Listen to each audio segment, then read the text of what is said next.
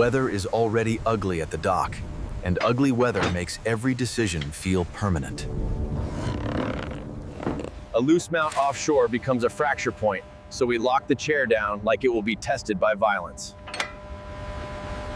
The deck is already trying to throw gear overboard, and that's the first warning shot. Rigging is quiet pressure, because a single bad crimp fails later when there is no redo. If the reel stutters now, it will quit during a run, so we fix it before the ocean finds it. Fresh bait is our only language underwater, and tonight it has to speak through storm-dark water. In heavy weather, safety isn't cautious. It's the only way work stays work.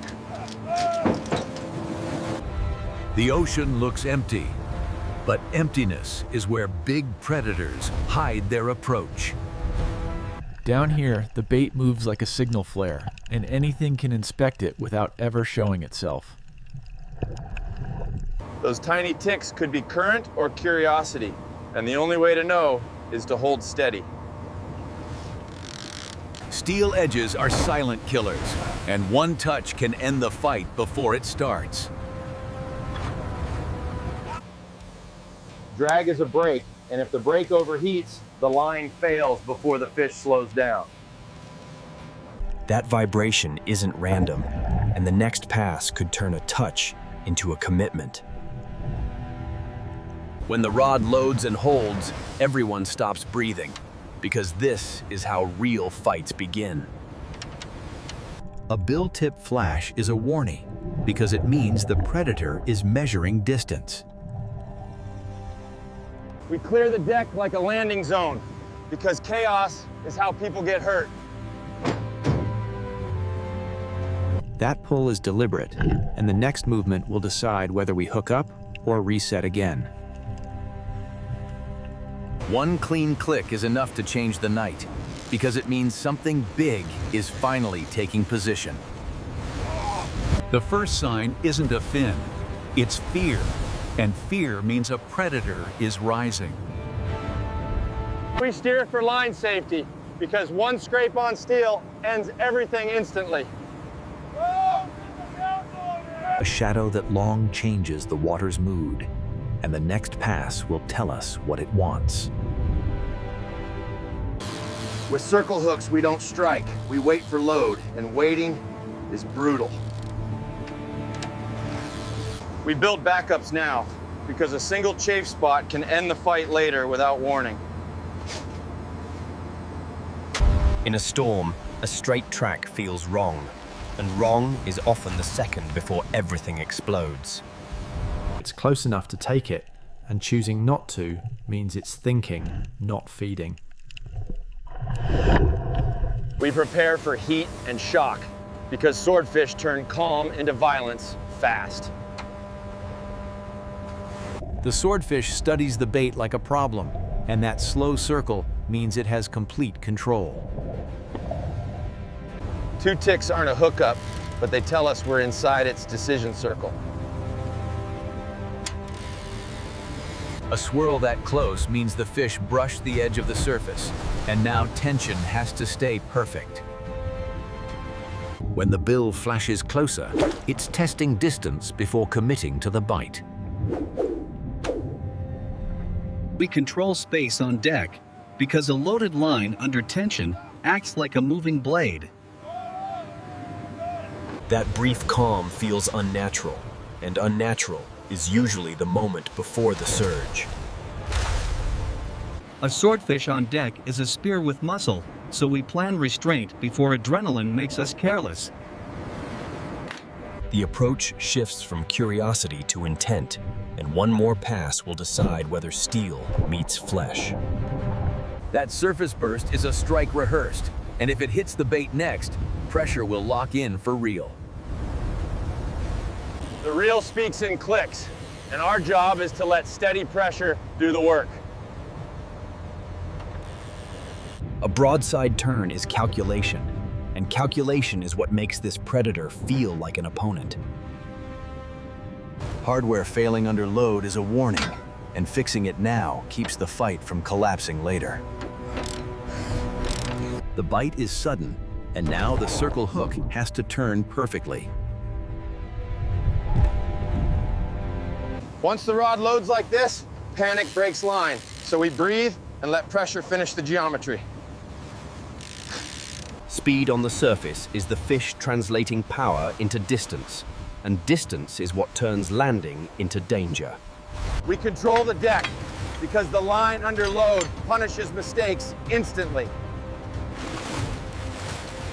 When it moves away, geometry finishes the job, and the hook seeks the jaw corner by design. We manage drag-like breaks downhill because heat destroys leader faster than any strike. The hook is set perfectly at the jaw corner, and now the swordfish's strength transfers straight into our line. Pump and wind turns pain into progress, but the storm steals balance and charges us twice for every inch. When the angle swings toward the hull, steering becomes part of the fight, not just the background. On a ship this big, a small course change can save the leader, and losing the leader ends everything. The dive trades speed for depth, and depth is where swordfish try to win with leverage and silence. Heat and fatigue build quietly, and quiet failure is still failure. When the track tightens near steel, mistakes get punished instantly, so we slow down and stay clean. Fatigue is dangerous because a tired stance becomes a broken stance fast. Circling is strategy because it grinds leader against invisible hazards without ever slowing down. Landing gear comes out early because the last 5 minutes create most injuries. When the hook shows in brighter water, we know the fight is lifting toward the dangerous surface. The chair turns pain into endurance because the fish will exploit any weakness in posture. When the surface sign appears closer, pressure is working, but closeness is where danger spikes. Chafe is silent failure, and the next surge will punish any weakness we ignore. Tight circles mean it's tired or plotting, and we won't know which until it explodes. A boil at the stern means boatside danger is starting, and timing matters more than strength. Leadering is timing, because grabbing during a surge can rip gloves and lose the fish. Seeing color means we're close, but close is when swordfish save their strongest burst for last. A breach this close to steel is pure shock load, and if the leader holds, the fight becomes unavoidable. The hook placement is perfect, but perfect doesn't make the animal gentle. We fight with rhythm because brute force snaps line and rhythm steals distance back. Tail walking turns tension into shock, and shock is exactly what breaks leaders if we get greedy. Absorbing shock is survival because one stiff moment can snap the leader like glass. After the surface burst, it dives for depth again, forcing us back into blind pressure and patience. Heat builds quietly, and if we lose the reel now, the fish wins without another visible move. Boatside air is chaos, because one twist can put leader against steel and end everything instantly. We move as one machine because a giant fish turns faster than any single man can react. Circling is strategy, because it changes angles until something breaks. We trade speed for control, because control is what brings the fish to the rail safely. This jump tries to twist the leader, and we answer by staying smooth instead of fighting the motion. One bad grab can slice gloves or pull someone down, so we wait for the moment the leader truly steadies.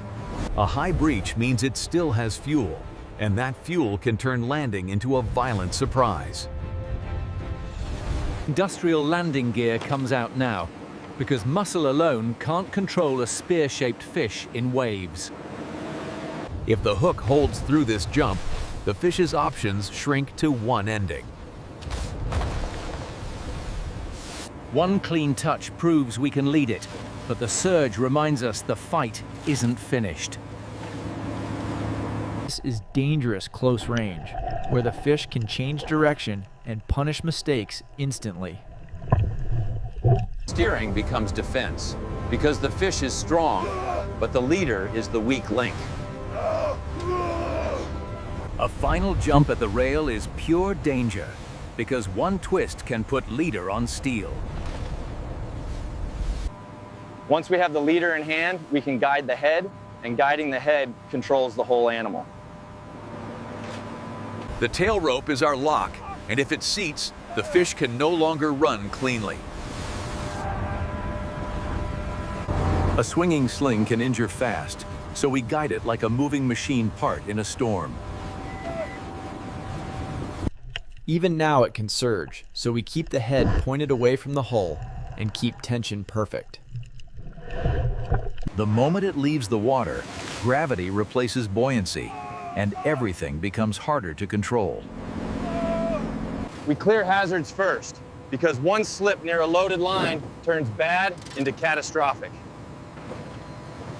Control the head, then the tail, because that order keeps people alive. Touching deck does not mean finished, because this fish can still stab steel and bone in one burst. The hook is proof and risk, and removing it safely ends fishing without turning steel into a projectile. The last burst is always the most dangerous, because everyone's guard wants to drop too early. When it finally stills, the silence feels unreal, and that's when procedure has to take over. We don't remove safety until we're sure the danger is truly gone. Now we turn a hard-won landing into clean handling, because value depends on what happens next. Preparation keeps speed clean, and clean speed is how we protect quality. The deck becomes a danger zone instantly, and the bill turns every movement into a threat. Control the bill, control the risk, because without that control, nobody can work safely. A slide toward the rail is terrifying, because one more meter can restart the entire nightmare. Even one kick can injure, so we keep discipline until the last muscle stops. Coordination beats strength, and the only way to win here is to move together. Removing steel ends fishing, but it only works if we control where the steel goes next. When the final thrash ends, it feels sudden, and that silence is where the chain can finally move forward. Now we turn danger into discipline, because temperature and clean cuts decide value. Cleaning the deck is safety, because one slip after a fight can still hurt someone badly. The first cuts reveal the product, and the clock starts now, because warmth ruins texture fast. Trimming is craftsmanship, because tine mistakes here show up later on a chef's board. Packaging locks freshness, and if seals fail, the entire chain collapses downstream in silence. Cold storage is the real finish line, because ocean work means nothing if temperature drifts. The handoff is fragile, because one delay on a warm dock can undo hours of cold control. Warehouses move fast, and speed matters, because cold is the only protection we have now. A closed truck is a moving refrigerator, and every minute outside it costs flavor and money. Production lines create consistency, turning one violent fight into precise servings. The journey ends quietly on a tray, after hours of storm, steel, and strain offshore. In the kitchen, the catch becomes ingredient, and every earlier decision shows in the texture. Searing is a test of freshness, because clean meat browns evenly and holds its firm bite. Fine plating hides the violence of the hunt, but it cannot hide quality or mistakes. What looks simple here is industrial precision, and the proof is in the cut and the color. One bite contains the whole chain, from jaw corner hook to cold storage, and it shows instantly. We reset the gear in the dark, because the ocean never ends a story. It only turns the page to the next fight.